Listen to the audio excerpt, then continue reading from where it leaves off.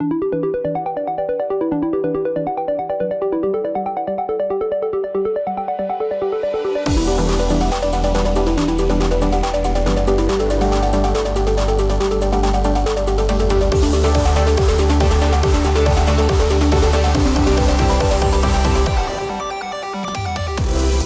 back, everyone. Thank you for joining us on Building Greatness the Warrior Way, a Westcliff University Athletics podcast. I am your host, Chase Dodge. I am the Sports Information Director here at Westcliff University, and I'm here to take you through the week that was and the week that will be in Westcliff Athletics. Let's not waste a moment and let's get into it. Welcome back, listeners. We got a very special podcast here for you today.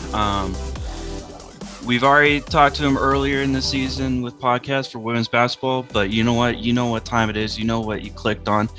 We're talking about Westcliff Surf, and welcome, Coach Kyle Rouse. Kyle, welcome to the podcast again.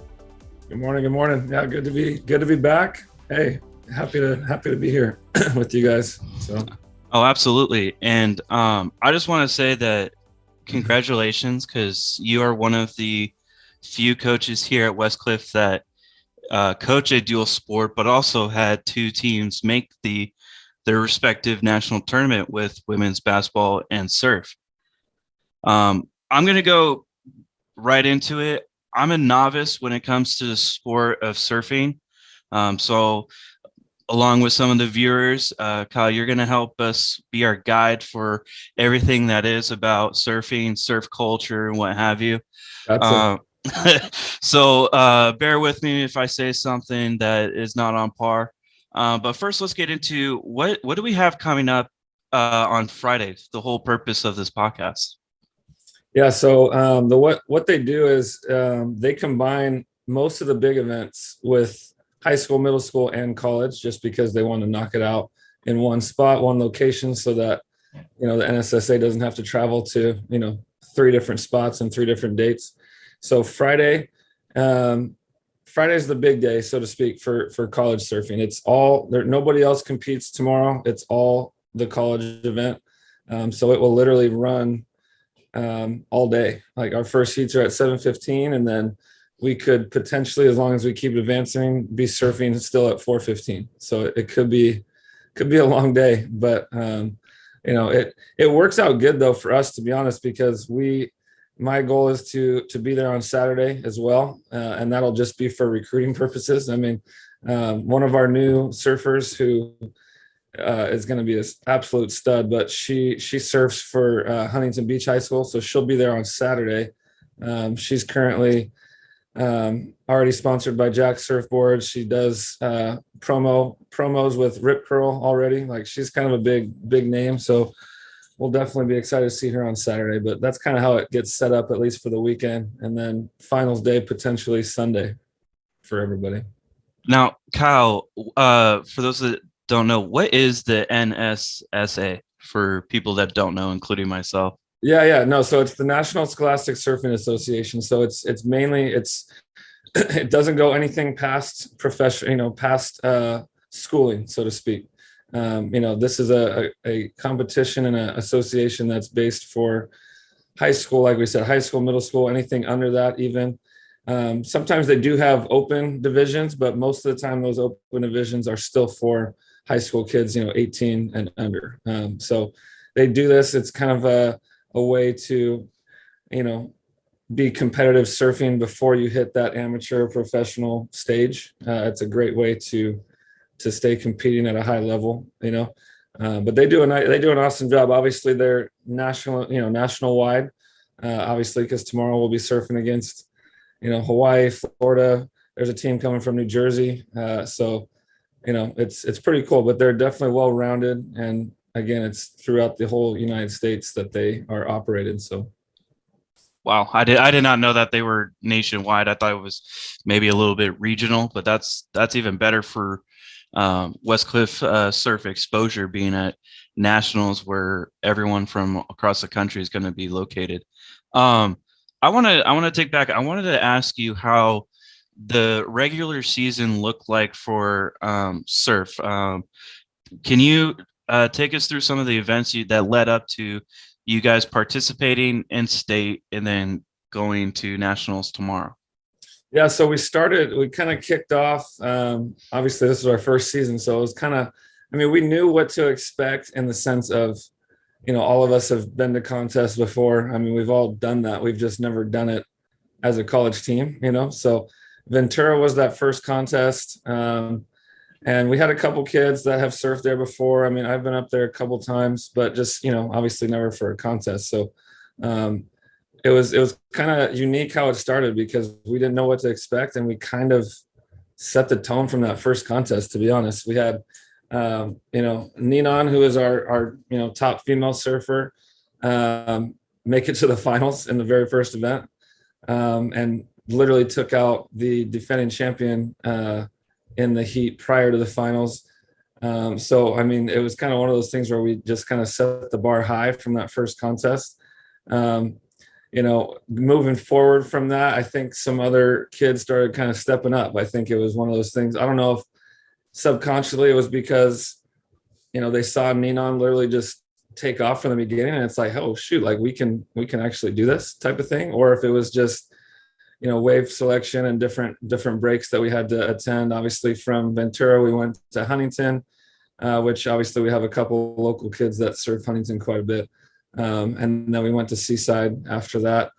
And, it was kind of interesting how it flowed because it wasn't that one person just kept dominating. Everybody else just kind of almost took their turn. Like Jack Hopkins did a great job in Huntington, and then Blaze obviously made the final at Seaside.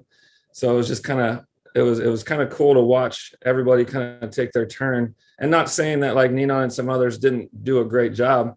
It was just other people kind of, and then Ian made the final in longboard at state. So it was just kind of a great flow to the series. The only thing that was a little different this year, which I'm hoping will change in the future, is usually there's actually 5 events before state.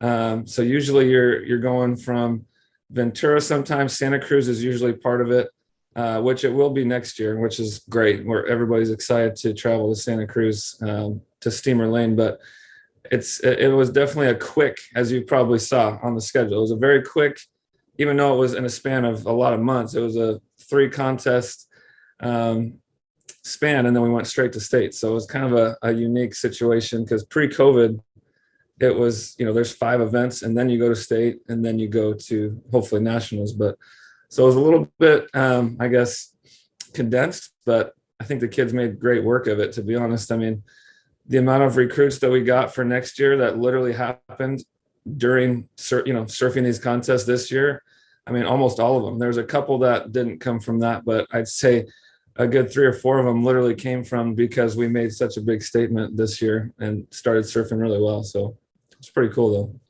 I mean, and going back to what you previously said, it was really cool to watch and follow along each one of our surfers kind of getting their spotlight of success in each competition. Because like you said, there wasn't any one surfer that quote unquote dominated the team. It's like everyone had their kind of like their spotlight of success that they had. I want to talk to you.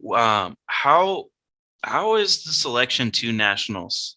Like how rigorous and how selective is it in the NSSA of getting here? Yeah. So, I mean, first off, it's Chelsea and I, looking at the heat sheets and getting prepped for this week. It was crazy to look at it because literally when you think about nationals, you think obviously everybody's coming this way, which is true. So you think there's going to be more numbers. There's going to be more surfers. It literally is cut in half because of the amount of teams that are not coming, which is kind of cool. I mean, because it's awesome to be in that top tier, but it's also like it kind of opens up a different door. Like for example, Ninon was surfing against 60, I think almost 70 people during regular season, and in the women's event this weekend there is 20. Wow. So it literally got cut by from almost 70 to 20 in the female shortboard. So I mean, in one token, it's awesome to be in that top tier, but then on the second token, it's like it almost presents more pressure, so to speak. It's like it kind of brings in the idea of shoot, I could maybe like take this thing, where, you're not dealing with so many people that you got to get through in those opening rounds. So that part in itself has been kind of cool to look at. I mean, because the same thing on the men's side, on the men's shortboard. I mean, that got cut in half as well as the amount of people that are coming. But to go back to your kind of question, I mean, it's kind of unique how it is. It's kind of similar to, I mean, I don't know, track and field kind of. I mean, going back to what you said in the previous part about how everybody kind of contributed all season, that's the key to making nationals, to be honest, because no matter, like, if somebody at least qualifies and goes past round one, we get points for that. So it's like, that's why it's each heat is so important kind of thing. Like if you make a heat, you're earning points for your team. Just kind of like similar to track. If you finish, third place, even though you didn't win the event, you're still making points for your entire team. So that was huge because, like you mentioned, everybody kind of had their spotlight of time, which was key for us, because I think we ended up ranked number 6 or number 7. I can't remember. I just looked at it too. I think 6 or 7 in the country, based off of that, just having different people step up, making it to the finals obviously helps, but it's all those small details. It's like Robbie had a huge event at the last one in Seaside, and that helped us, making a couple heats that he didn't do, like in Huntington, was huge for us getting points. So it's definitely a cool, even though you're surfing individually, it's a really cool sport in essence, because you literally have to have those other 8, like there's 9 people, all those other 8 got to do their job, because if they don't make a heat, we don't get any points. So it was definitely a team effort to get to this point for sure. And it's just cool seeing who we're above, like some of these teams that, that we qualified, I guess, above is pretty awesome. Like some of these programs, so that have been around for a while. So kind of cool. I mean, and just like you were saying, that's what I noticed. I didn't know if it was common, but whenever I would get you guys talking about each surf event, and the majority of our surfers like would pass the first round and then even past the second round, I had no idea that contributed to the points of adding to your team total. Yeah. So that's really cool that each surfer kind of helps because I know it's like, it's an individual sport. Everyone's doing their own thing, but it's cool that they still have that kind of like team aspect of like, hey, everyone's helping each other out. I want to get into, so nationals tomorrow is going to be at Salt Creek in Dana Point. How crucial is it that we kind of have a quote unquote home field advantage in that our surfers had, I mean, I think you guys ended in March and now it's June. So you guys had all that time of prepping, just probably 15-minute drive to the beach. How crucial was the location for this team?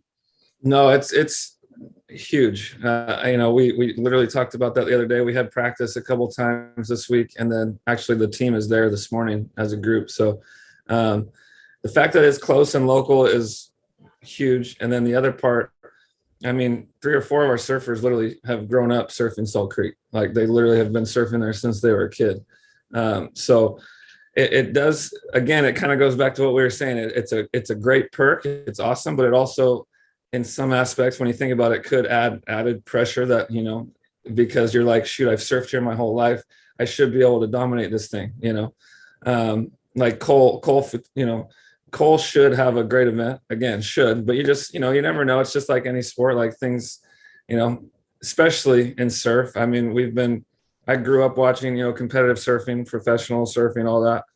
And like the person that should win doesn't always win, just like in every sport. I mean, if a wave doesn't come, sometimes the ocean doesn't cooperate, that's how it goes. And that's the frustration of competitive surfing sometimes, where, you could have a phenomenal heat and you got 30 seconds left and the ocean goes flat. It happens all the time. So we're just hoping that all that work has paid off, because we have been at Creek a lot since March. And, we're just hoping that we kind of get the benefit of doing that, putting in that work for especially those teams that haven't. Obviously, we've seen some local teams out there here lately with us, but but then those ones that aren't from here, obviously they haven't had access to it. So we're just hoping that that pays off for us, but it should be exciting to watch. I'm excited to watch a few. Like I said, Cole, I literally found at Salt Creek that I went down there to recruit one day, saw Cole do a 360 air, and I was like, we need to get that kid. He comes out of the water. We start talking, and he wound up with us. So, I mean, it's interesting to see how it kind of comes full circle that we end up at nationals at Salt Creek, but excited to see what they bring tomorrow for sure. Now, Kyle, and I got to know, because I mean, I've been around sports my whole life, and I know what practice looks like for at least field events and stuff like that. What is practice like for surf? What do you talk with your athletes about of changing, fine tuning some details of their run? Like, what does it look like? I mean, I'm not gonna lie. These kids are so talented that there's not a lot that we really do. I'm not gonna sugarcoat it. I mean, we try and tell them like where to be, where to sit. That's kind of a big one. Heat management is kind of a lot of the things we try and do like as coaches. Cause I mean, I'm way too old to do some of these things that these kids are doing now. Like I said, they're incredible athletes and surfers. But yeah, the heat management piece is big because unlike like professional surfing and pro surfing, I mean, those heats are between 30 and 40 minutes long each. So you got plenty of time. If the ocean goes flat, you got plenty of time. The NSSA heats, unless you make it to like the final, those first round heats are 15 minutes. So if you're not on top of it in 15 minutes, you could end up wounding up, not, going through the next round. So we talk a lot about that with them. That's kind of where we come in, especially this week at Creek. We were just kind of telling them, hey, this could be a good spot for you to sit, based on what we think the swells are going to be tomorrow. Because it's supposed to actually be pretty good tomorrow, south swell. Hopefully the tides don't mess with it, but I think it'll be pretty good. So we were kind of talking about that this week. But these local kids, honestly, I mean, they know, like sometimes it's just reiterating and just kind of refocusing them on, the contest portion of it because they've surfed here so many times. But that heat management thing is key, and just, making sure that they're focused on, quality over quantity sometimes, but sometimes it's also quantity. Like it just depends, because if you get, 2 or 3 quick waves in the first 5 minutes, you're in good shape, So it's really just trying to balance like what the ocean's doing, because we've had times where kids think, I'm going to wait for that, that good set, out the back and try and get a big score. But if that wave never comes, you're in trouble. So sometimes we talk to especially Ninon, she's really good at picking off like inside waves, and just getting, 5 or 6 during a heat. And that's how she progresses. So just kind of, we try and help them with that piece. But like I said, not gonna lie, they're very, very smart. They've done this for a long time. So, they do a lot of it as well. Got to give them credit for sure. Now, and I've always wondered this about, like, same thing with cheer, surf, and some of other sports that are you're kind of judged to progress in your heat, and also to win an event, you're judged. What do the judges look for on a surf run? Yeah, so it's obviously developed over the years, because when I was a kid, nobody was doing airs. Obviously, that was like not a thing. It was all about like power turns, speed. Obviously, getting barreled is a big score. But now, that kids and pros and everybody are starting to take it to the air, almost like a skate park. Scoring's changed a little bit, but really what they're looking for is, quantity of maneuvers and quality, of course. Speed, size of the wave is kind of part of it, at times, depending on what's going on. But they really just want to see flow in your maneuvers. Like if you do one turn and your wave's done, it's not going to be a very high score unless it's like a 360 air or you're doing like something crazy. But they want to see transition from maneuvers as well. So like if you come in, if you do an air and then come right back in and do like a cut back right into off the lip, something like that. I mean, and there's a good flow to it. That's normally a really good high score. And then the last thing, we actually talked about this with Nina on this week, because she does a really good job getting like 2 or 3 decent turns in every time. She's really good at like staying in the pocket and making good quality turns. But one thing that she needs to add is that finishing maneuver. Like that's the last thing they see. So it's like, if you can get anything, and it doesn't have to be something crazy like an air, but if you can get just something at the end, like we were really kind of talking about that this week, is making sure you finish that wave. It's key to really bumping that. Maybe you were going to get like a 5.5. If you finish that wave, that might bump you up to a 7, which is obviously, a high scoring ride, out of 10. So it's interesting to see the judging. Obviously there's times where we disagree, which is normal, that's normal, but it's a hard job. I actually got my judging certification, and I'm certified as a judge, and it's difficult in NSSA contests because there's usually, like in our case, there's 6 people in the water. So when there's 6 people in the water and they don't have what the professional tour has, which is, replay monitors everywhere, they can watch replays and do, NSSA doesn't have that. So if there's 3 surfers surfing at the exact same time, which happens often, because inside waves, outside set, whatever, like there's people doing stuff at the same time, it can get difficult, and especially in that late afternoon when the sun reflections coming off the ocean and you can't see a certain portion. It's interesting, but so definitely got to give them credit. It's a tough job, but we try and at least get them to understand the importance of what maneuvers they should be doing, how they should be doing it, and again, just finishing that wave off strong, and that's a big part of it.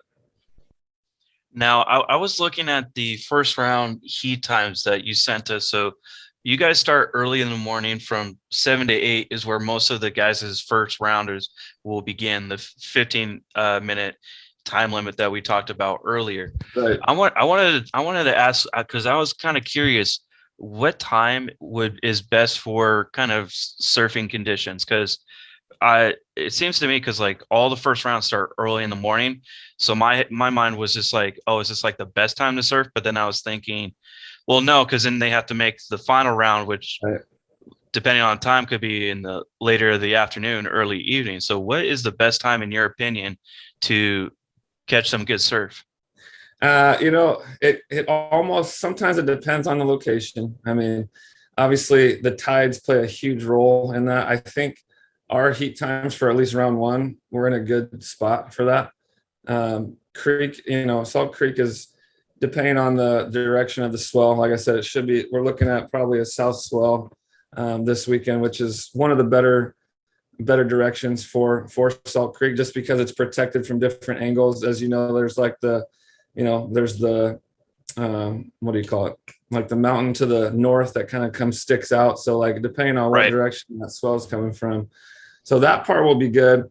As long as there's no wind, the tide should be good tomorrow. So the morning heat should be solid. I mean, last we looked at the forecast, it's supposed to be like, hopefully it sticks, but 4 to 5 feet plus, which is really good at Salt Creek usually. And the fact that you say the finals thing, that's something we've been talking about all year, and again, because this is our first year doing this, but it's too bad that the finals have to be in the afternoon, because every event we've been to so far, the finals have literally had the worst waves. And it's just too bad. And I get how they have to do it. I mean, it's tough because you gotta have beach permits. There's so many different things that they have to do. So I get it. It's just a bummer, because like Ventura, the best waves were in round 1 and 2. Seaside, best waves were in round 1 and 2. Almost everywhere we've been, the morning heats are always the better, just because the wind picks up, the tide changes, and it's interesting, So I'm glad that we're in those 7:15 through 8 heats for round 1. It'll be interesting to see what happens throughout the day, because it can get kind of windy down at Creek. So we're just hoping that it's a little bit mellow on this weekend and tomorrow. So.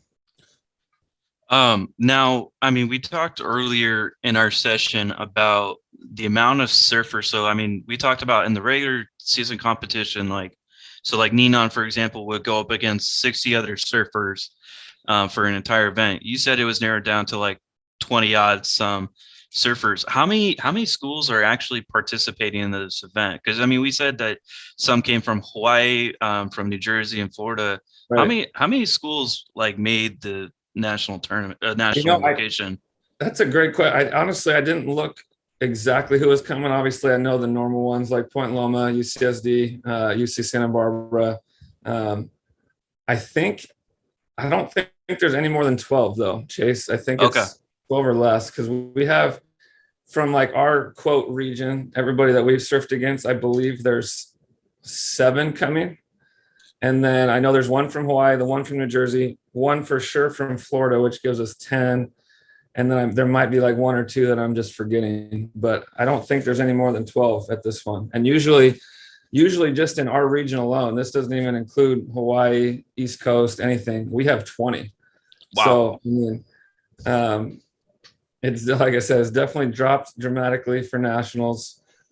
So it'll be, like I said, interesting to see all those other teams that we're maybe not used to seeing. You know, obviously we want to beat Point Loma. They're defending champs and they're always at the top. So like I know that's our kids' goal is they want to try and take down the champ, so to speak. But Absolutely. And this, so I am, like we said before, this is our first year competing for Westcliff Surf at this level.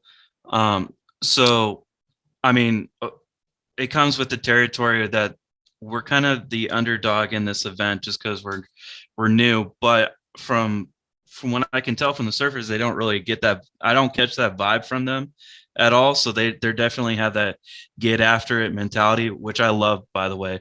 yes. I wanted to say, what is your overall goal for the team at nationals? Win or lose, what do you hope to achieve from this weekend? I mean, part of it, and this was before. I mean, part of it, and this was Chelsea and I's goal anyway from the beginning, was just to again make a statement and almost make it to where 2 things are happening. One, the competitors, our opponents, are saying, okay, we can't sleep on Westcliff, like they're really talented. And 2, having other people that maybe aren't our competitors be like, dang, I want to surf for that team. Like they're competitive. They look like they, got their stuff together. They compete hard, So those are the 2 things we wanted to really accomplish, which I think we've kind of already accomplished per se, just through the season. But I think tomorrow nationals, I just want to see.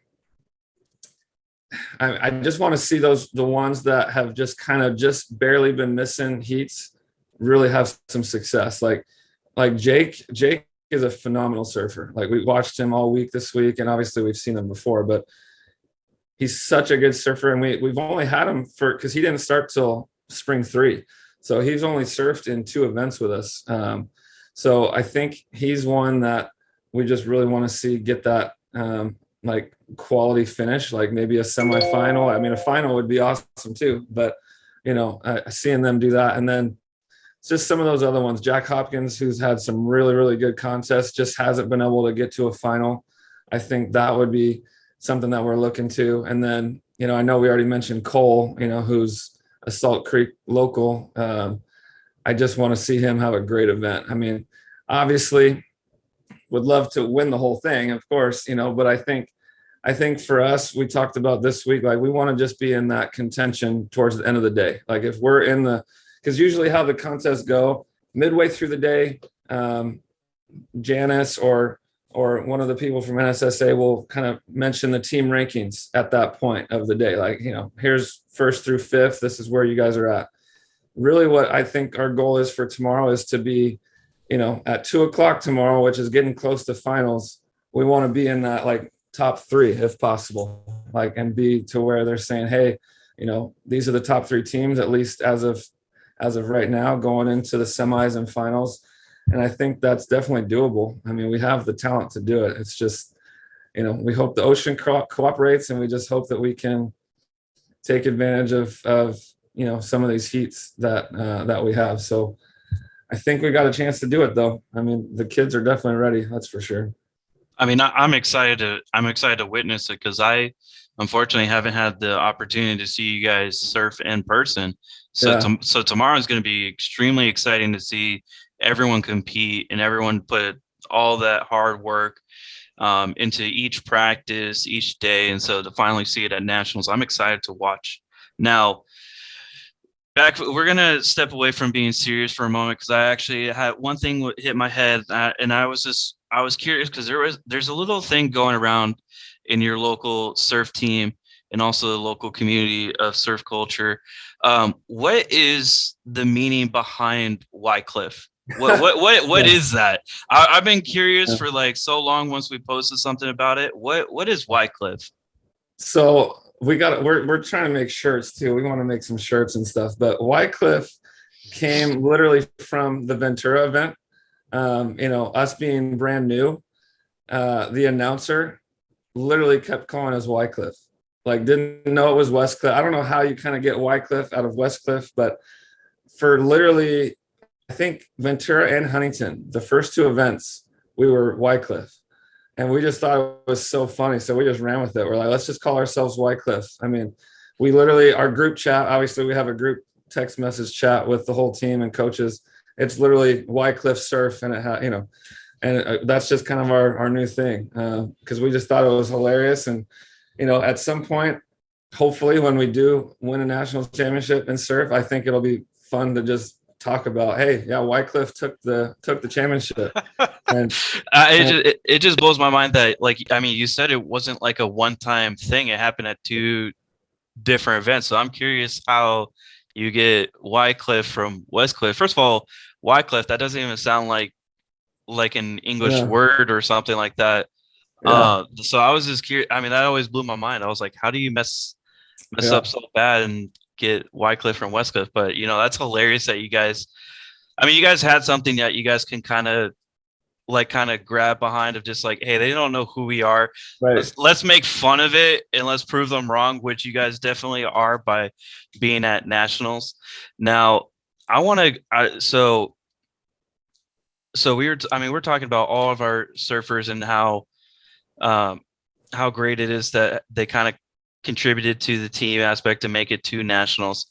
I wanted to talk about, so what's unique about, for people listening in, about Westcliff Athletics and Westcliff University as a whole. Our Dean of Athletics, Sean Harris, made it a priority that our surf team, it won't be considered a club sport, but actually be labeled and treated as a varsity sport. I was curious if any other schools like Point Loma or UC Davis, if they are attached to their athletic department. Still zero. No, nobody. We're trying to, and Sean and I talked about this, and then of course Chelsea and I have talked about it a lot. As much as other schools doing this would hurt our recruiting, that's still our goal. Like, we want surf to be a college sport. Like, I mean, it should be, in my opinion, and luckily Sean had that same goal, but there's nobody else, to answer your question. We're the only one that has it as a sport. We talk to a lot of other surfers just when we're at contests, and they're having to pay their way down there. They're having to, there's no food for the team, stuff like that, because they don't have, it's not funded. So I'm just hoping that if we continue to have some success, I'm hoping it puts pressure on, and I don't mean pressure in a negative connotation, but pressure on some of these other schools to be like, maybe we should fund this thing, maybe we should kind of get this thing going. And it's crazy to me that, like, Point Loma, as you mentioned, for example, they've won so many national championships already.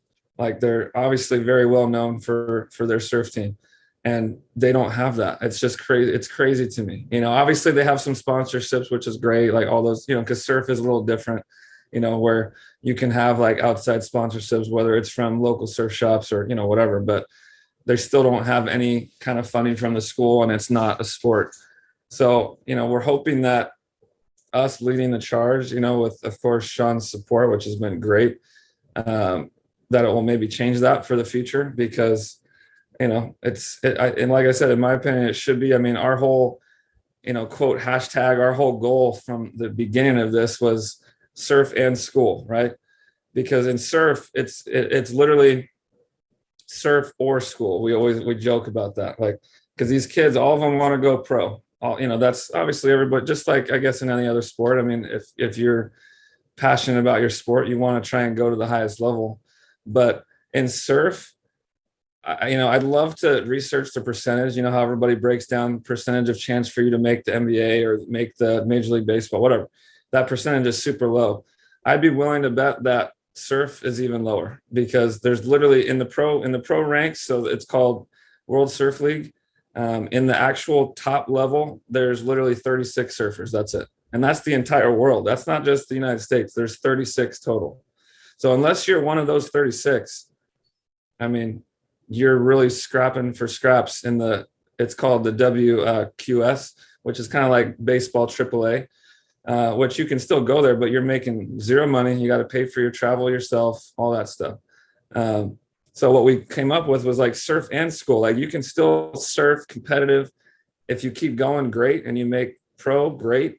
But at least you have a degree to fall back on. Because a lot of these kids, as talented as they are, I mean, and I'm not trying to be a pessimist, but like 36 people in the entire world, it's going to be tough to fit that spot. So as long as you have your degree to fall back on, that's kind of what we've been pushing. It's like, hey, come compete, surf at a high level, and get your degree at the same time.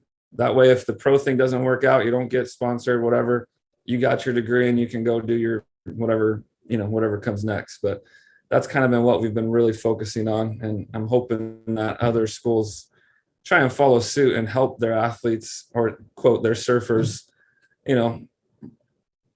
follow that dream by, not necessarily, it doesn't even have to come with scholarships, but at least make it towards a funding program, at the university. So hopefully we can make that change here in the next couple of years. You know what, Coach, and I like that about, I mean, you guys had the surf and school, as you talked about earlier about the importance of getting that degree in that education. Especially, I didn't even know that of how hard it is to compete at the pro level in surf. When you said there's only 36 surfers, like that's an unreal number. Right. Because you hear about like how it's like less than 1% make it to the MLB or the NBA, what have you, and I don't even think there's a percentage for the surfers that go to college to make it to the pro circuit. I can't even think they have a chance. Unfortunately, I wish I never said that, but it seems like it's a big challenge to make it. So I really love that slogan that, hey, surf in school. Like, and what's really cool about Westcliff, and I said this behind closed doors because I wasn't positive when I kept on saying that, like, Westcliff University is like the first school to have surf as a varsity sport, where we offer scholarships and stuff like that, where you're treated at the same level as a soccer team, basketball team. So I said that behind closed doors because I wasn't sure if I was correct in that assessment. But but it is kind of baffling to me that not a lot of athletic departments kind of put like that risk or that trust in their surf club or starting a surf program, especially if you're in California on the West Coast. Right. I mean, this is pristine. Like, the surf culture essentially blossomed here back in the day. So that just kind of blows my mind a little bit. Right. No, I agree. And so I wanted to ask that question of how, let's see, let me rephrase how. Yeah, I know. I was like, I'm searching for that question. When you're recruiting new surfers, how important is that phrase of like, hey, we're not a club, we're a varsity sport? Like, how, when a recruit hears that, like, how beneficial is it to that recruit? It's interesting. This question's interesting because it's changed literally since. So the surf team started September 3 years ago, so almost 4 years ago. Right.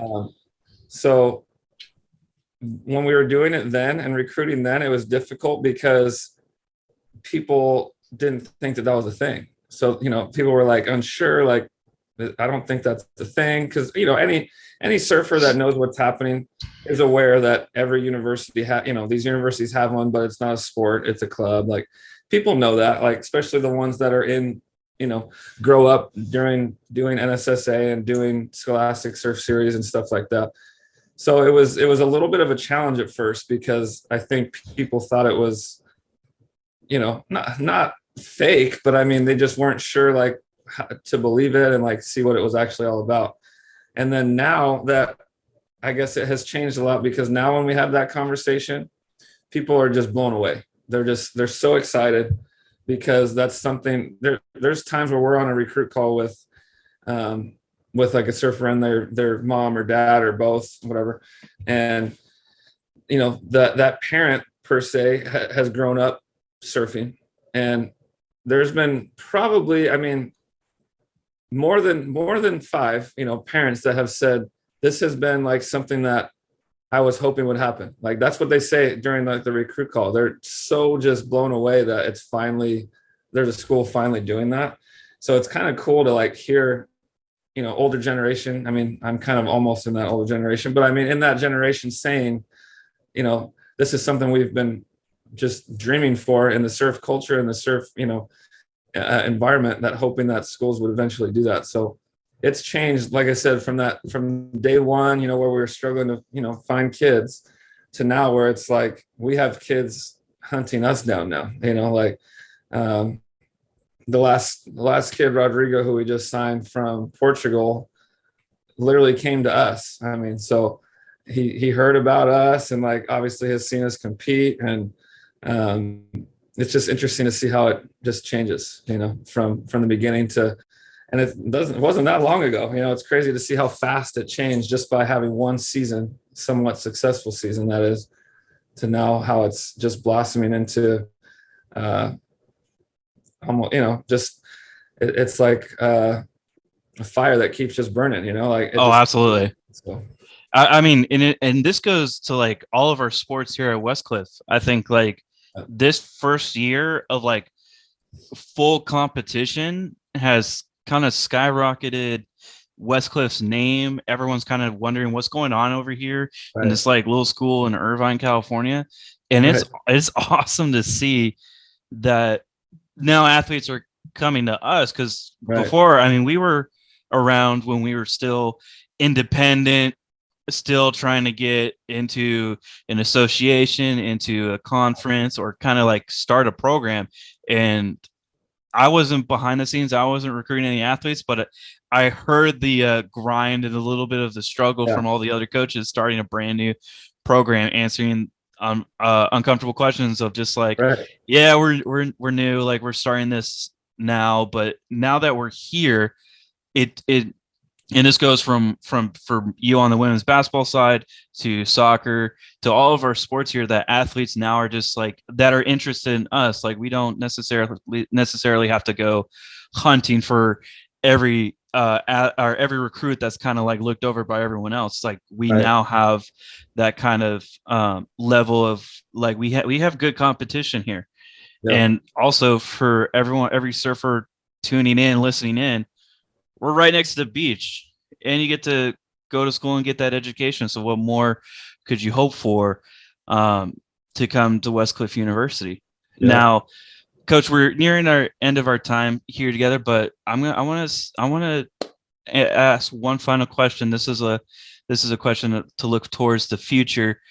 What does Westcliff Surf as a program look like in the future? What kind of recruits are you hoping to bring in to elevate this program post your first year? Yeah, so we're extremely excited about next year. We've already kind of, I won't say completed our recruiting because we're always looking, but we'll have 2 teams next year, which is important. Pretty much most of the bigger schools, again, like Point Loma, UCSD, everybody has like an A and a B team.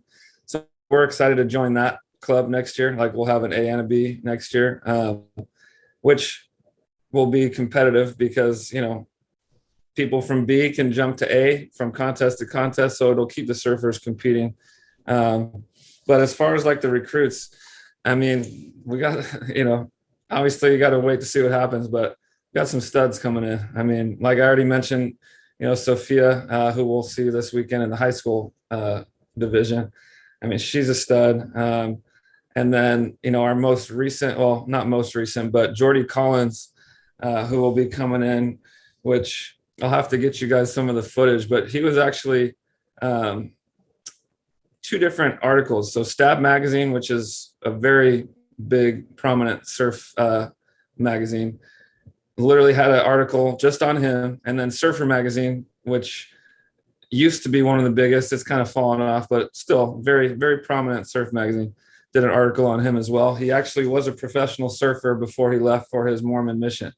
So he was a pro, like literally made those ranks that we were talking about earlier. And he's coming to Westcliff. So it's like we were kind of saying earlier, it's kind of snowballed into a great thing. Now that we've the word's gotten out, like, hey, Westcliff surf is literally a sport. I know we're going to blow minds tomorrow because we actually have Randy, our head trainer. He's going to be there. And that's not a thing. Like that, trainers don't come with your teams to surf contests. Like that's not a thing. I mean, it's crazy. And you're also going to have our sports info team. We're also going to be there getting footage of the whole event. So, yeah, I mean, not a lot of schools have that because, like you said, that doesn't happen because they're unfortunately a club team. Hey, all their schools, if you happen to be tuning in, let's change that. Come on. Yeah. But, I just have one thing. So, I mean, you guys are having 2 teams. Is the B team going to be called Wycliffe? Question mark? Is that we should just all be Wycliffe. We should all just cross the board. Part of me wants to reach out to you guys and marketing and be like, hey, can we change our logo to say Wycliffe? Is that doable? Or I don't know if our president will okay that, but I mean, it would be hilarious though. It would be hilarious. I don't think Dr. Lee is going to be. I doubt it. I doubt it. It is a fun little inside joke. I'm not going to lie. Yes.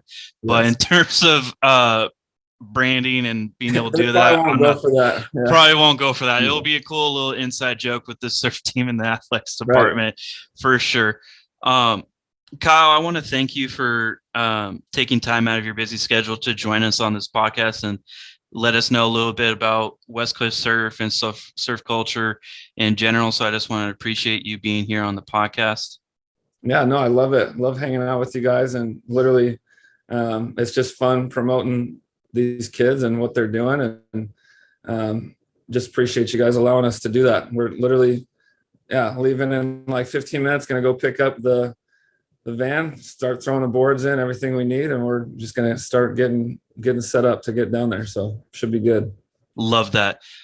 For those of you listening in, Westcliff Surf at Nationals of the NSSA will be competing Friday, June 17th at 7:00. It will be going all day because Westcliff's going to be going past each round, going into the finals. That's the goal. Hopefully to see you guys out there. If you are unable to come, follow us on our social media as we will be doing some live updates of the competition. With that being said, thank you everyone for tuning in, and we'll see you guys all next week. Have a good night, good afternoon, and good morning. Thank you for tuning into our podcast. As always, a shout out to our Dean of Athletics, Sean Harris, our baseball coach, David Shermet, who made this podcast possible, along with our man behind the scenes, Brandon Peterson, for his production. A huge thank you to our Westcliff family for making the podcast what it is each and every week. We'll be back next week, but until then, please drop by the Apple Podcasts, Spotify, for any other previous episodes that may pique your interest, along with leaving us a review. It really helps us get the word out about Warrior Athletics. We thank you for your support, and keep an eye out for the next episode.